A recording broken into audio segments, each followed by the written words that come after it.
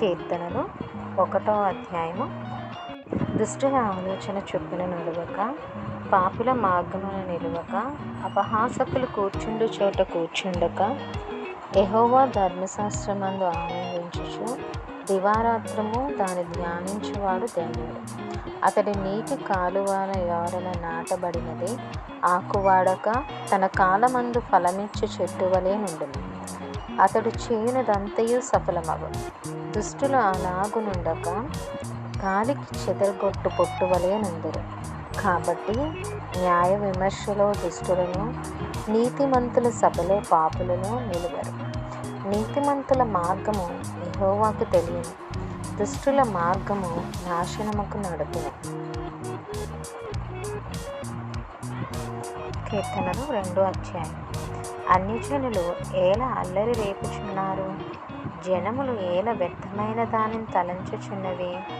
మనము వారి కట్లను తెంపుదుము రండి, వారి పాశములను మన యొద్ద నుండి పారవేయుదుము రండి అని చెప్పుచు, భూరాజులు యెహోవాకును ఆయన అభిషిక్తునికి విరోధముగా నిలుచుచున్నారు. ఏలికలు ఏకీభవించి ఆలోచన చేయుచున్నారు. ఆకాశమందు ఆసీనుడైన వాడు నవ్వుచున్నాడు. ప్రభువు వారిని చూచి అపహసించుచున్నాడు. ఆయన ఉగ్రుడై వారితో పలుకును, ప్రచండ కోపము చేత వారిని తల్లడింపచేయును. నేను నా పరిశుద్ధ పర్వతమైన సీయోను మీద నా రాజును ఆసీనునిగా చేసి ఉన్నాను.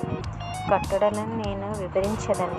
యెహోవా నాకు ఇలాగ సెలవిచ్చెను, నీవు నా కుమారుడవు, నేడు నిన్ను కని ఉన్నాను.